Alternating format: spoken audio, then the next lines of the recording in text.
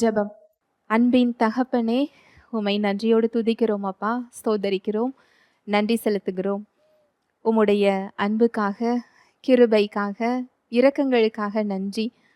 உம்முடைய கிருபை எங்களை தாங்குகிறது, ஏந்துகிறது, சுமக்கிறது, தப்புவிக்கிறது. தகப்பனே, நன்றி செலுத்துகிறோம். எங்களுக்கு என்ன என்ன தேவைகளோ எல்லாவற்றையும் சிலுவையில் செய்து முடித்திருக்கிறீர். அந்த சத்தியத்திற்கு நேராக எங்களை வழி நடத்தி கொண்டிருக்கிறீரப்பா. சத்திய ஆவியானவரே, வேதத்தின் ரகசியங்களை எளிமையாக நாங்கள் புரிந்து கொள்ளும் வகையில் எங்களுக்கு கற்றுக் கொடுக்கிறதற்காக நன்றி ராஜா. தடைகளை, மனக்கடினத்தை இயேசுவின் நாமத்தினாலே அப்புறப்படுத்துகிறேன். வார்த்தையாக நீர் கடந்து வருகிறதற்காய் நன்றி செலுத்துகிறேன். உம்முடைய வார்த்தையை நீர் அற்புதங்களினாலும் அடையாளங்களினாலும் உறுதிப்படுத்துகிறதற்காய் நன்றி செலுத்துகிறேன். என்னை முழுமையாக அர்ப்பணிக்கிறேன். இயேசுவின் மூலம் ஜெபிக்கிறேன் நல்ல பிதாவே, ஆமேன். Praise the Lord. ஹல்லேலூயா. நன்றி இயேசுவே. விசுவாசியின் அதிகாரத்தை குறித்து நாம் தியானித்து கொண்டிருக்கிறோம்.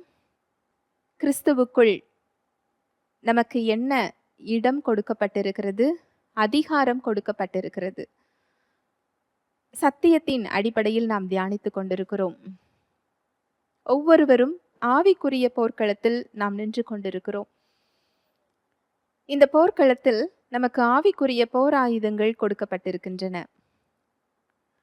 இந்த போர்க்களத்தில் இதை நாம் மனித கண்ணோட்டத்தோடு பார்க்கிறோமா, ஆவிக்குரிய கண்ணோட்டத்தோடு பார்க்கிறோமா, சத்தியத்தின் அடிப்படையில் பார்க்கிறோமா?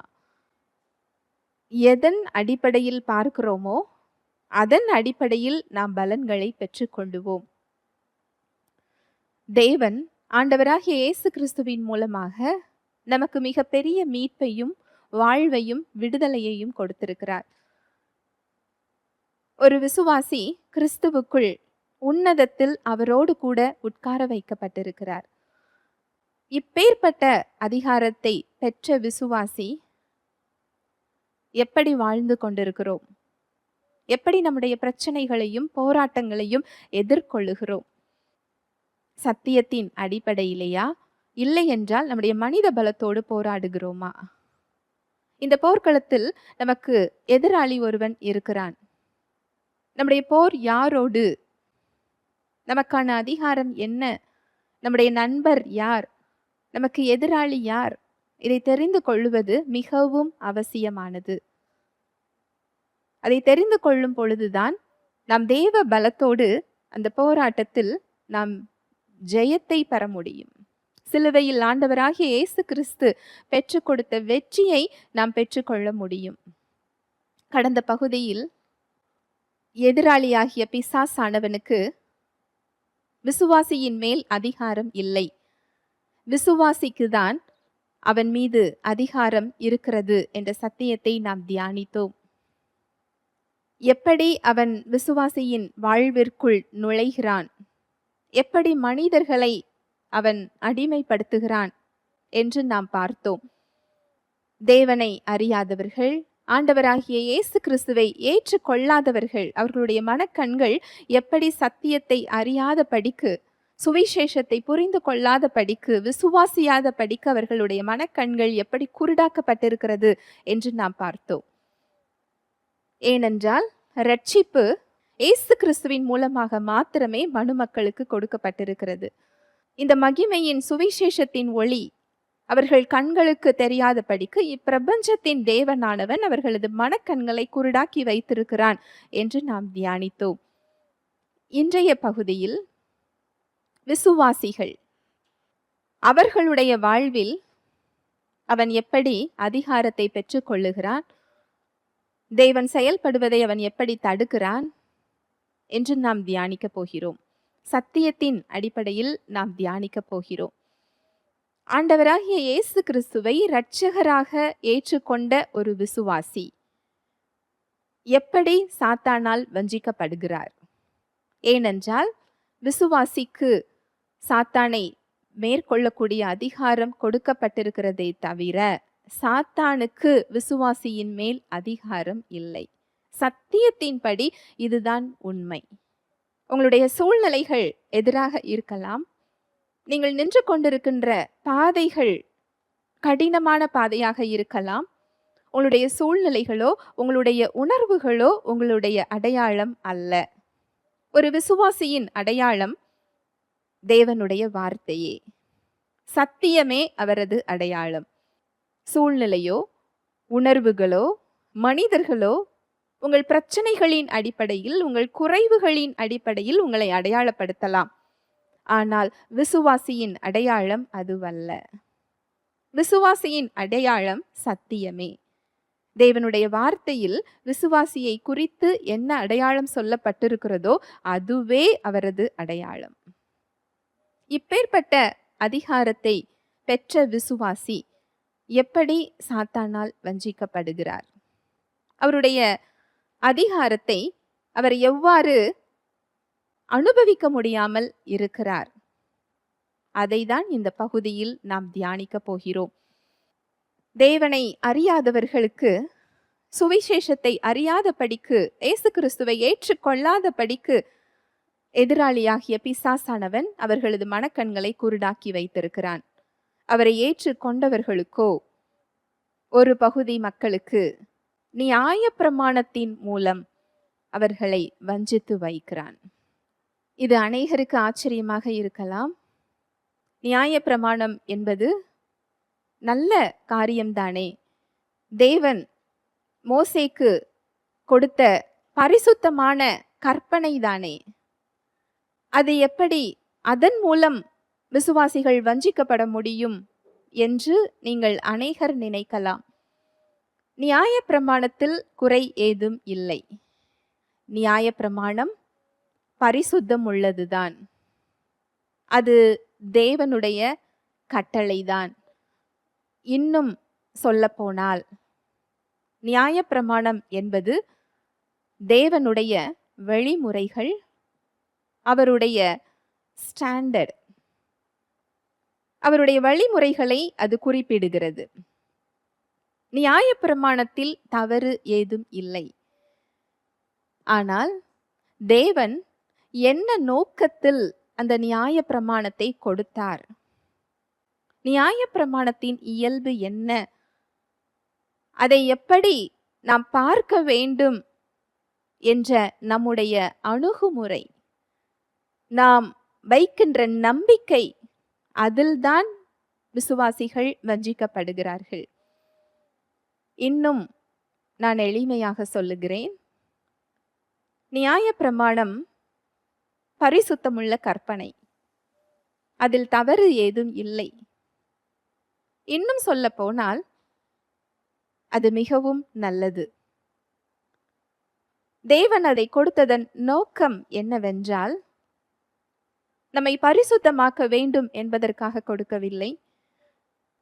நம்மை சரி செய்து பரலோகத்திற்கு அழைக்கும், ஏற்றுக்கொள்ளும் வழியாக நியாயப்பிரமாணத்தை அவர் கொடுக்கவில்லை. நியாயப்பிரமாணத்தை கொடுத்ததன் நோக்கம் வாசிக்கலாம். கலாத்தியர் 3:24. இவ்விதமாக நாம் விசுவாசத்தினாலே நீதிமான்களாக்கப்படுவதற்கு நியாயப்பிரமாணம் நம்மை கிறிஸ்துவினிடத்தில் வழிநடத்துகிற உபாத்தியாய் இருந்தது. இவ்விதமாக நாம் விசுவாசத்தினாலே நீதிமான்களாக்கப்படுவதற்கு நியாயப்பிரமாணம் நம்மை கிறிஸ்துவினிடத்தில் வழி நடத்துகிற உபாத்தியாய் இருந்தது. ஹல்லேலூயா, பிரைஸ் தி லார்ட். நாம் விசுவாசத்தினாலே நீதிமான்களாக்கப்படுவதற்கு, அப்படி என்றால் நாம் தேவனால் ஏற்றுக்கொள்ளப்படுவதற்கு, தேவனுடைய தகுதியை பெறுவதற்கு, நீதிமான் என்ற இடத்தை நாம் பெற்றுக்கொள்வதற்கு நியாயப்பிரமாணம் கொடுக்கப்படவில்லை. இந்த வசனத்தை நன்கு கவனித்தீர்கள் என்றால், நாம் விசுவாசத்தினாலே நீதிமான்களாக்கப்படுவதற்கு. ஒருபோதும் நியாயப்பிரமாணம் நம்மை நீதிமானாக மாற்ற முடியாது. ஆண்டவராகிய இயேசு கிறிஸ்துவின் மீது வைக்கும் விசுவாசமே நம்மை நீதிமானாக மாற்றும். இந்த விசுவாசத்தின் மூலம் நாம் இந்த தகுதியை பெறுவதற்கு, நீதிமானாக்கப்படுவதற்கு நியாயப்பிரமாணம் நம்மை கிறிஸ்துவினிடத்தில் வழி நடத்துகிற உபாத்தியாய் இருந்தது. ஆசிரியராக, ஒரு டீச்சராக அது செயல்பட்டது. ஏனென்றால் நியாயப்பிரமாணம் கொடுப்பதற்கு முன்பதாகவே ஆதாம் எப்பொழுது கீழ்ப்படியாமைக்குள் சென்றாரோ அப்பொழுதே பாவம் மனிதனுக்குள் வந்தது. பாவ இயல்பை மனிதன் பெற்றுக்கொண்டார். பாவம் செய்கிறதினால் பாவி அல்ல, பாவ இயல்பை பெற்றுக்கொண்டதினால் பாவம் உலகத்திற்குள் வந்தது. பாவம் என்பது செயல் அல்ல, அது ஒரு ஆவிக்குரிய இயல்பு, நேச்சர். தேவனுடைய இயல்பை பெற்றிருந்த மனிதன் கீழ்ப்படியாமைக்குள் செல்லும் பொழுது, நன்மை தீமை அறியத்தக்க கனியை உட்கொள்ளும் பொழுது பாவ இயல்பை பெற்றுக்கொள்ளுகிறார். அது ஒரு ஆவிக்குரிய நிலை.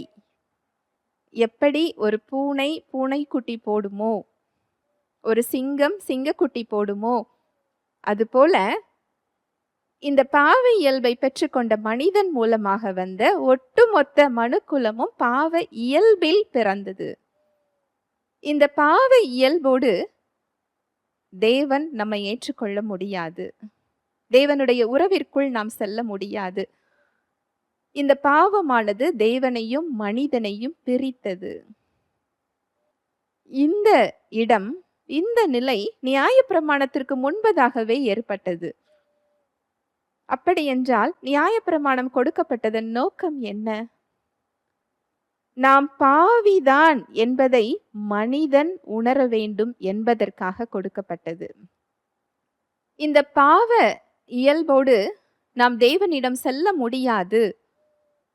இந்த பாவ சாப மரணத்திலிருந்து நம்மை மீட்பதற்கு ஒரு மீட்பர் தேவை என்று நம்மை உணர வைப்பதற்காக இந்த நியாயப்பிரமாணம் கொடுக்கப்பட்டது.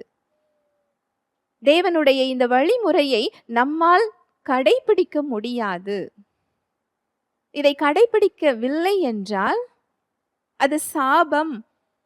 இதிலிருந்து என்னை மீட்கத்தக்கவர் யார்? எனக்கு ஒரு மீட்பர் வேண்டுமே என்று தன்னுடைய நிலையை உணர்ந்து கொள்ளச் செய்வதற்காக நியாயப்பிரமாணம் கொடுக்கப்பட்டது. ஏனென்றால் ரோமரில் சொல்லப்பட்டிருக்கிறது, எல்லோரும் பாவம் செய்து தேவ மகிமை அற்றவர்களாகி, நீதிமான் ஒருவனாகிலும் இல்லை, உணர்வுள்ளவன் ஒருவனாகிலும் இல்லை என்று வேதம் சொல்லுகிறது. இந்த நோக்கத்திற்காகவே நியாயப்பிரமாணம் கொடுக்கப்பட்டது. மீட்பர் வந்த பிறகு, அவர் மீட்பை கொடுத்த பிறகு நாம் நியாயப்பிரமாணத்திற்கு கீழ்ப்பட்டவர்கள் அல்ல, மீட்பருக்கு கீழ்ப்பட்டவர்கள். அதைதான் அடுத்த வசனம் சொல்லுகிறது. கலாத்தியர் 3:25-26. விசுவாசம் வந்த பின்பு நாம் உபாத்திக்கு கீழானவர்கள் அல்லவே, நீங்கள் எல்லோரும் கிறிஸ்து இயேசுவை பற்றும் விசுவாசத்தினால் தேவனுடைய புத்திரராய் இருக்கிறீர்களே. விசுவாசம் வந்த பின்பு நாம் உபாத்திக்கு கீழானவர்கள் அல்லவே. அதாவது கிருபை வந்த பிறகு, நிஜம் வந்த பிறகு, இயேசு கிறிஸ்து வந்த பிறகு நாம் ஆசிரியருக்கு கீழானவர்கள் அல்ல, நமக்குள் கொடுக்கப்பட்டிருக்கின்ற ஆவியானவருக்கு நாம் கீழானவர்கள். இதுதான் சத்தியம். ஏனென்றால் நாம் ரட்சிப்பை பெற்று கொண்டது நியாயப்பிரமாணத்தின் அடிப்படையில் பெறவில்லை, கிருபையின் அடிப்படையில் நாம் பெற்றிருக்கிறோம். ரட்சிப்பை நாம் விசுவாசத்தின் அடிப்படையில் தான் பெற்றிருக்கிறோம். விசுவாசத்தின் அடிப்படையில் பெற்ற ரட்சிப்பை, அந்த உறவை விசுவாசத்தின் அடிப்படையில் நாம் பெற்றுக்கொண்டு அதன் பலன்களை மட்டும் எப்படி நியாயப்பிரமாணத்தின் மூலம் பெற முடியும்? இந்த இடத்தில்தான் எதிராளியாகிய பிசாசானவன் விசுவாசிகள் சிலரை வஞ்சிக்கிறான். அந்த இடத்தில் அவர்களுடைய கண்கள் குருடாக்கப்பட்டிருக்கிறது. விசுவாசத்தின் மூலம் கிருபையாக ரட்சிப்பை பெற்றுக்கொண்ட விசுவாசிகளை அவன் நியாயப்பிரமாணத்தை நம்பி அதன் மீது நம்பிக்கை வைத்து தன் பலத்தை சார்ந்து கொள்ளும்படி அவன் வஞ்சிக்கிறான். அதனால்தான் அநேக விசுவாசிகளுடைய வாழ்வில் கிருபை வெளிப்படுவது தடுக்கப்படுகிறது. அவர் கிருபையாக கொடுத்த வாழ்வும் வல்லமையும் மீட்பும் விடுதலையையும் பெற்றுக்கொள்ள முடியாமல் கட்டுகளோடும் பாவ சாப விளைவுகளோடும் இருப்பதை நாம் பார்க்க முடிகிறது. விசுவாசிகள் சிலரை அவன் நியாயப்பிரமாணத்தின் மூலம் வஞ்சித்துக் கொண்டிருக்கிறான். வாசிக்கலாம். எபேசியர் 2:8-9. கிருபையினாலே விசுவாசத்தை கொண்டு இரட்சிக்கப்பட்டீர்கள். இது உங்களால் உண்டானதல்ல, இது தேவனுடைய ஈவு. ஒருவரும் பெருமை பாராட்டாத படிக்கு இது கிரியைகளினால் உண்டானதல்ல. கிருபையினாலே விசுவாசத்தை கொண்டு ரட்சிக்கப்பட்டீர்கள். இது உங்களால் உண்டானது அல்ல, இது தேவனுடைய ஈவு. ஒருவரும் பெருமை பாராட்டாத படிக்கு இது கிரியைகளினால் உண்டானது அல்ல. இந்த வசனம் ரொம்ப தெளிவாக சொல்லுகிறது. கிருபையினாலே விசுவாசத்தை கொண்டு ரட்சிக்கப்பட்டீர்கள். யாருமே பெருமை பாராட்டாத படிக்கு இது நம்முடைய கிரியைகளினால் உண்டானது இல்லை. இது தேவன் கொடுத்த பரிசு. இது உங்களால் உண்டானது அல்ல, இது தேவனுடைய ஈவு. ஒருவரும் பெருமை பாராட்டாத படிக்கு இது கிரியைகளினால் உண்டானது அல்ல. கிருபை என்பது தகுதியே இல்லாதவர்களுக்கு கொடுக்கப்படுகின்ற பரிசு. அதை பெற்றுக்கொள்வதற்கு நமக்கு எந்த தகுதியும் இல்லை. நாம் தேவனுடைய பிள்ளை என்ற இடத்தில் இருந்து இந்த இரட்சிப்பை பெறவில்லை. அடிமையாக சாத்தானுடைய இயல்பை பெற்றுக்கொண்டு தேவனுக்கு எதிரியாக பாவத்திற்கு அடிமையாக இருக்கும் பொழுது, தகுதியே இல்லாமல் இருக்கும் பொழுது இந்த கிருபையை தேவன் நமக்கு கொடுத்திருக்கிறார். அந்த இரட்சிப்பை பெற்றுக்கொள்ளக்கூடிய விசுவாசத்தையும் தேவனே நமக்கு கொடுத்திருக்கிறார். இரண்டும் தேவனுடைய பரிசு. உங்களுக்கு நான் புரியும்படி சொல்றேன். அந்த இரட்சிப்பை பெற்றுக்கொள்வதற்கு நமக்கு தகுதியே இல்லை. தேவனுடைய எதிரி என்ற இடத்தில் நாம் வாழ்ந்து கொண்டிருந்தோம். நாம் எதிரியாக இருக்கும் பொழுது நம்மீது அன்பு கூர்ந்து கிருபையாக அவர் இந்த இரட்சிப்பை நமக்கு அவர் கொடுத்திருக்கிறார். தேவனோடு உறவு நமக்கு கிருபையாக விசுவாசத்தின் மூலம் ஏற்பட்டிருக்கிறது. இந்த உறவிற்குள் நாம் விசுவாசத்தில் நுழைந்து விட்டு அடுத்து அந்த உறவை கட்டுவதற்கு, உறவில் வளருவதற்கு நாம் நம்முடைய சொந்த பலத்தை எப்படி நம்ப முடியும்? நம்முடைய சொந்த கிரியைகளில் எப்படி தேவன் எனக்கு இரக்கத்தையும் மன்னிப்பையும் நோய் விடுதலையையும் சாப விளைவுகளிலிருந்து விடுதலையையும் ஆசீர்வாதத்தையும் அவருடைய அன்பையும் அவருடைய உறவில் செல்லக்கூடிய வளர்ச்சியையும் நம்முடைய செயல்களில் எப்படி நாம் எதிர்பார்க்க முடியும்? இப்படிதான் அவன் விசுவாசிகளை வஞ்சிக்கிறான்.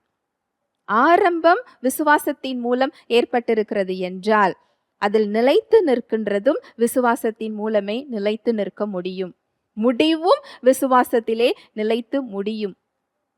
ஆரம்பத்தை விசுவாசத்தில் ஆரம்பித்து விட்டு அடுத்து அதன் மேல் கட்டுமானத்தை, அதற்கு மேல் நம்முடைய உறவை அமைத்துக் கொள்வதை நம்முடைய சொந்த கிரியையில் எப்படி நாம் தேட முடியும்? இதைதான் ஆண்டவராகிய இயேசு கிறிஸ்து சொல்லுகிறார். மத்தேயு 9:16-17. ஒருவனும் கோடி துண்டை பழைய வஸ்திரத்தோடே இணைக்க மாட்டான்.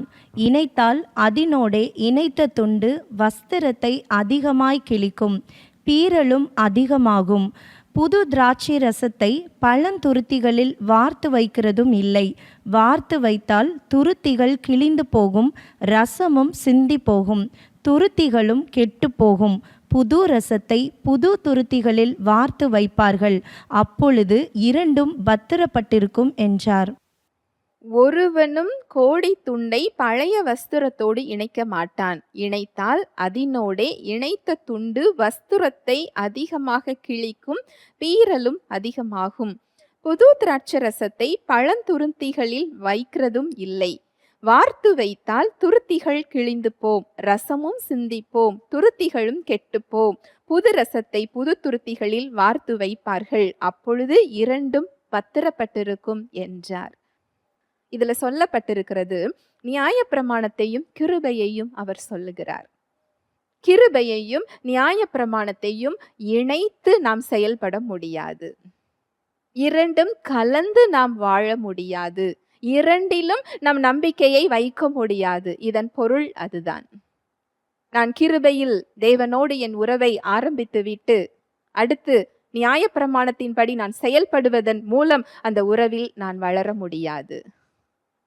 நான் கிருபையாக தேவனுடைய உறவை ஆரம்பித்து விட்டு நியாயப்பிரமாணத்தின் கிரியைகளின் அடிப்படையில் அவருடைய பலன்களை எதிர்பார்க்க முடியாது.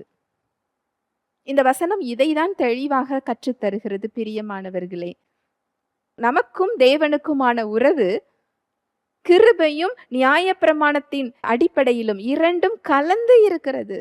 அநேக விசுவாசிகள் இன்று இந்த நிலைமையில் தான் இருக்கிறார்கள். அவர் மீது விசுவாசம் வைக்கிறதினால் இந்த ரட்சிப்பை நாம் பெற்றிருக்கிறோம். அந்த விசுவாசமும் அவருடையதுதான். இரண்டுமே தேவனுடைய ஈவு என்று வசனம் சொல்லுகிறது. ரட்சிப்பை பெற்றுக்கொண்ட பிறகு நான் இந்த செயல்களை எல்லாம் செய்தால் எனக்கு ஆசீர்வாதம், இந்த செயல்களை செய்யவில்லை என்றால் எனக்கு சாபம், தேவனுடைய அன்பை பெறுவதற்கு இந்த பக்தி செயல்கள் எனக்கு தேவை. இப்படி நம்முடைய செயல்களின் மீது, நம்முடைய பலத்தின் மீது நம்பிக்கை வைக்க செய்வதே சாத்தானுடைய தந்திரம். ஏனென்றால் நம்முடைய பலத்தில் தேவனோடு உறவு கொள்ள முடியாது. நம்முடைய பலத்தில் நாம் செல்லும் பொழுது அது இரண்டு விதமான விளைவுகளை கொண்டு வரும். ஒன்று, நமக்கு ஒரு சுய பெருமையை அது தரும், சுய நீதியை அதில் உண்டாக்கும். நான் இப்படிப்பட்ட நற்செயல்களை செய்து வருகிறேன், இப்படிப்பட்ட நீதியின் செயல்களை நான் செய்து வருகிறேன், இந்த பக்தி செயல்கள் எல்லாம் நான் செய்திருக்கிறேன், அவரை விட நான் நன்றாக செயல்படுகிறேன், இவரை விட நான் மிகவும் நன்றாக இருக்கிறேன், அவர்களைப் போல நான் அநியாயம் செய்வது இல்லை என்று நம்முடைய அளவுகோலை நம்மை சுற்றி இருக்கிற மனிதர்களாக நாம் வைத்திருக்கிறோம். நம்முடைய அளவுகோலை நாம் செய்கின்ற செயல்களின் அடிப்படையில் நாம் பார்த்து கொண்டிருக்கிறோம். இது நமக்கு சுய பெருமையை கொண்டு வரும், சுய நீதியை நம்மில் உருவாக்கும். இந்த நீதியின் அடிப்படையில் நாம் ரட்சிப்பை பெறவில்லை. இந்த நீதியின் அடிப்படையில் அவர் நமக்கு விடுதலையும் வாழ்வும் இரக்கமும் மன்னிப்பும் கிருபையும் கொடுக்கவில்லை. அவரது நீதியின் அடிப்படையில், அவரது கிருபையின் அடிப்படையில், அவரது அன்பின் அடிப்படையில் அவர் இந்த ரட்சிப்பை நமக்கு கிருபையாக கொடுத்திருக்கிறார். இதை விசுவாசத்தின் மூலமாகவே நாம் சுதந்தரித்துக் கொள்ளவும் முடியும். அதனால்தான் இந்த இடத்தில் நம்முடைய சொந்த செயல்களை நம்பி தேவனுடைய இரக்கத்தையும் கிருபையையும் விடுதலையையும் பெறும்படி அவன் வஞ்சிக்கிறான். இது ஒரு பெருமையை கொண்டு வரும், சுய நீதியை நம்பச் செய்யும். இது ஒரு விளைவு என்றால், இன்னொரு விளைவு நம்மை குற்ற மனசாட்சியில் கொண்டு செல்லும். நமக்கு தகுதி இல்லை என்ற உணர்வை நமக்கு கொடுக்கும். நாம் அந்த செயல்களை சரிவர செய்யவில்லை என்றால், இன்று வேதம் வாசிக்கவில்லையே, இன்று ஆலயம் செல்லவில்லையே, இந்த செயலை நான் செய்யவில்லையே, நான் இப்படி செய்து விட்டேனே, நான் தகுதியை இழந்து விட்டேனே, நான் ரட்சிப்பை இழந்து விட்டேனோ, தேவன் என் மீது கோபமாக இருக்கிறாரோ என்று நம்முடைய சூழ்நிலைகளையும் நம்முடைய உணர்வுகளையும் நம்பி நமக்கு தகுதி இல்லை என்ற ஒரு குற்ற மனசாட்சிக்குள் நம்மை கொண்டு செல்லும். இரண்டுமே தேவனுடைய உறவில் வளர்வதற்கு தடைகளாக இருப்பவை. இரண்டுமே அந்த கிருபையை தடுக்கக்கூடியவை. இந்த இரண்டுமே சிலுவையில் ஆண்டவராகிய இயேசு கிறிஸ்து எதை செய்து முடித்திருக்கிறாரோ அந்த கிருபையை நம் வாழ்வில் வெளிப்பட விடாமல் தடுக்கக்கூடிய காரணிகள். அதனால்தான் நம்முடைய எதிராளியாகிய பிசாசானவன் இயேசு கிறிஸ்துவை இரட்சகராக ஏற்றுக்கொள்ளுவதை அவனால ஒன்றும் செய்ய முடியவில்லை. ஆனால் விசுவாசிகளை அதற்கு அடுத்த நிலை, அந்த உறவிற்குள் செல்வதை நம்முடைய பலத்தில் செல்ல வைக்கிறான். இது ஒரு பெரிய வஞ்சனை. இதுக்கு ஒரு பெரிய ஒரு உதாரணம் ஒன்று இருக்கிறது. கலாத்தியர் 2:21. நான் தேவனுடைய கிருபையை விருதாவாக்குகிறதில்லை. நீதியானது நியாயப்பிரமாணத்தினாலே வருமானால் கிறிஸ்து மரித்தது வீணாயிருக்குமே. நான் தேவனுடைய கிருபையை விருதாவாக்குகிறது இல்லை. நீதியானது நியாயப்பிரமாணத்தினாலே வருமானால் கிறிஸ்து மரித்தது வீணாய் இருக்குமே. நியாயப்பிரமாணத்தின் அடிப்படையில் தேவனுடைய உறவை நாம் அமைத்து கொள்ளும் பொழுது, நியாயப்பிரமாணத்தின்படி நான் செயல்பட வேண்டும் என்று நியாயப்பிரமாணத்தின் மீது நம்முடைய நம்பிக்கையை வைக்கும் பொழுது அங்கு கிருபை விருதாவாகிறது. அப்படி நம்முடைய நீதியை நியாயப்பிரமாணத்தின் அடிப்படையில் நாம் தேடினோம் என்றால் கிறிஸ்து மரித்தது வீண் என்று சொல்லுகிறார். இதை சொன்னது நான் அல்ல. இந்த கிருபை வெளிப்பாடு பவுலுக்கு தான் வெளிப்படுத்தப்பட்டது. நிருபங்களில் 75% அவர் மூலமாக வெளிப்படுத்தப்பட்டவைகள். இந்த கிருபையை போதித்த பவுல் சொல்லுகிறார், உங்களுடைய நீதியை நீங்கள் நியாயப்பிரமாணத்தில் தேடினீர்கள் என்றால் கிறிஸ்து மரித்தது வீணாயிருக்குமே. இன்றைக்கு அநேக விசுவாசிகள் இந்த இடத்தில் தான் நின்று கொண்டிருக்கிறார்கள். ஒரு சகோதரி, அவருடைய மகன், ஒரு சின்ன குழந்தை, டாக்டரால கைவிடப்பட்ட ஒரு இடம், தேவனை அறிந்த ஒரு ஊழியக்கார ஒரு குடும்பம், மருந்து மாத்திரைகளினால் விடுதலை இல்லை, அப்படிப்பட்ட ஒரு சூழ்நிலையில தான் அந்த குழந்தை இருந்தது. அந்த சகோதரிக்கு இந்த சுவிசேஷத்தை சொல்லும் பொழுது அந்த பெண் என்னிடம் கேட்ட கேள்வி என்னவென்றால், என்னுடைய குடும்பமே ஊழியக்கார குடும்பம்தான், தேவனுக்காக நாங்கள் எவ்வளவோ வைராக்கியமாக இருக்கிறோம், இந்த சின்ன குழந்தை படுகிற வேதனைய என்னால் பார்க்க முடியவில்லையே, அவர் எப்படி பார்த்து கொண்டிருக்கிறார்? ஒவ்வொருவரும் ஒவ்வொரு விதமாக சொல்லுவதை நான் கேட்டு அதன்படி செயல்படுகிறேன். நீ உபவாசம் இருந்து அழுது கேட்டால் சுகம் கிடைக்கும் என்று ஒருவர் கூறினால் நான் அதை செய்கிறேன். இந்த பக்தி செயலை செய்தால் உனக்கு விடுதலை கிடைக்கும் என்றால் அதையும் செய்கிறேன். இந்த பொருளை நீ தசமபாகமாக கொடுத்தால் உனக்கு விடுதலை கிடைக்கும் என்றால் அதையும் நான் செய்கிறேன். தேசத்திற்காக 1 மணி நேரம் நீ அழுது மன்றாடினால் உனக்கு விடுதலை கிடைக்கும், உன் சிறையிருப்பு மாறும் என்று சொன்னால் அதையும் செய்கிறேன். இன்னும் அவருக்காக நான் என்ன செய்ய வேண்டும்? என்ன செய்தால் என் குழந்தைக்கு அந்த விடுதலை கிடைக்கும்? அந்த பெண் என்னிடம் கேட்ட ஒரு கேள்வி. அப்பொழுது நான் சொன்னது என்னவென்றால், சத்தியத்தை கற்றுக் கொடுத்தேன். உன்னுடைய குழந்தைக்கு சுகம் வேண்டும் என்று நீ எப்படி எதிர்பார்க்கிறாயோ அதைவிட அதிகமாக அவர் அதை கொடுக்க காத்து கொண்டிருக்கிறார். உன்னுடைய குழந்தைக்கு நீ ஜீவனை கொடுக்கவில்லை, அவர் உனக்கும் உன் குழந்தைக்கும் கொடுத்திருக்கிறார். அவர் இலவசமாக கிருபையாக கொடுத்த விடுதலையை நீ எந்த விலைக்கிரயம் கொடுத்து நீ வாங்க முடியும்?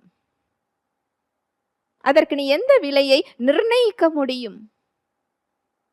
எந்த செயல் உன்னுடைய செயல் அவர் செய்த செயலுக்கு இணையாக இருக்கும்?